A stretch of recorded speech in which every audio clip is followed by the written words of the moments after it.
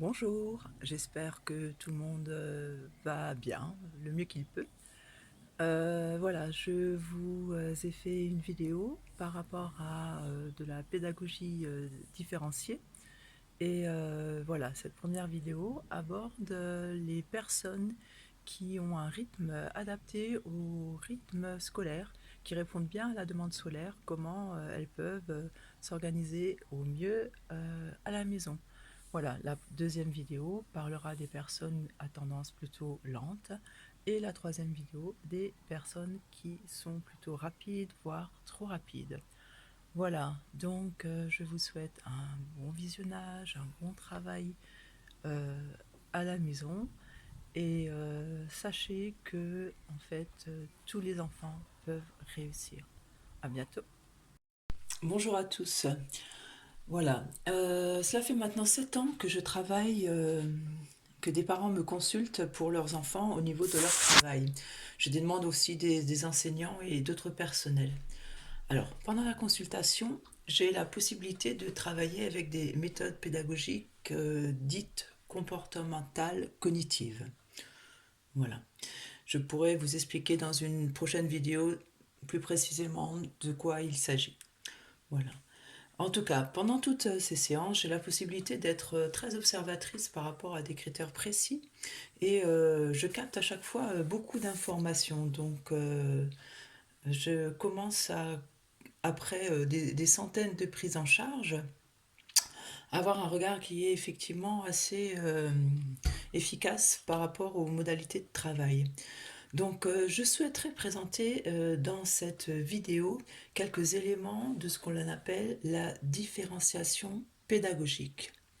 Donc, en quelques mots, la définition de la différenciation pédagogique, c'est comment adapter le travail en fonction du mode d'apprentissage de chacun. Voilà. Aujourd'hui, pour répondre à des demandes dues à la situation, je vais aborder simplement euh, le rythme de travail scolaire à la maison.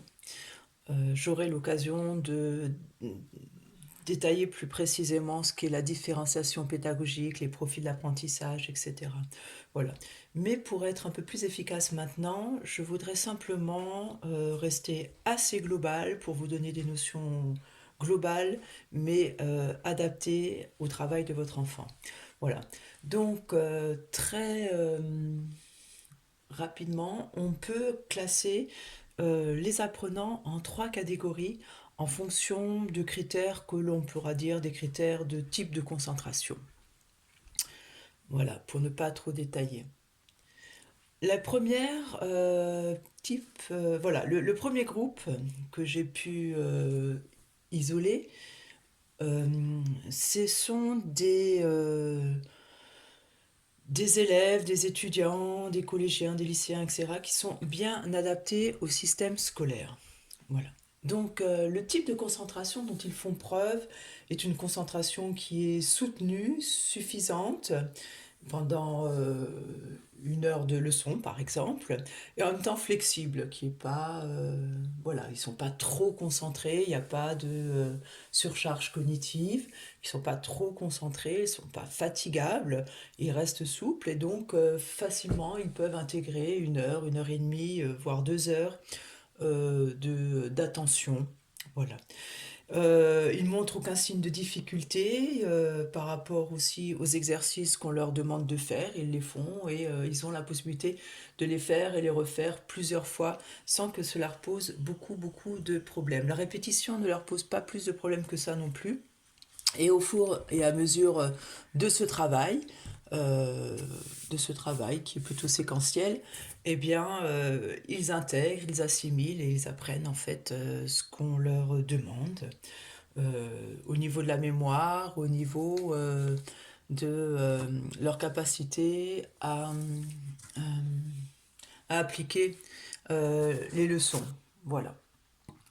Donc si vous avez des enfants qui ont ce type de profil, ce que je vous conseille à la maison, c'est simplement de reproduire un petit peu ce qui est fait en classe, c'est-à-dire de garder des horaires réguliers. Ils peuvent commencer à 8h30, 12h30, 1h30, voilà, jusqu'à 1h30 jusqu'à 3h30 ou 2h30 pour les plus grands, un petit peu moins pour les plus jeunes, quoi. Voilà. Ces horaires fixes, ils suivent ce qu'on leur donne, ce qui est envoyé par le professeur, et ils appliquent tout simplement les consignes. Voilà. Ils lisent la leçon, ils font les exercices, et ils peuvent à la fin de chaque leçon marquer que la leçon est faite et y revenir 2, 3 jours après, juste pour faire quelques piqûres de rappel, afin que l'ensemble soit bien intégré au niveau de la mémoire. Voilà, c'est des élèves qui en fait ne posent pas vraiment de problème, sont bien organisés et ont le plaisir justement à pouvoir mettre une croix sur un travail le plaisir et la satisfaction de faire un travail bien fait, bien organisé. Tout est voilà, sous contrôle et avec un bon contrôle. Voilà, je vais arrêter cette vidéo là parce qu'elle est un peu longue et je vais faire la prochaine vidéo concernant des élèves, des enfants, des apprenants qui présentent un type un peu différent qu'on peut qualifier globalement d'enfants qui seraient plutôt lents. Voilà, à bientôt et n'oubliez pas que tous les enfants peuvent réussir. Au revoir.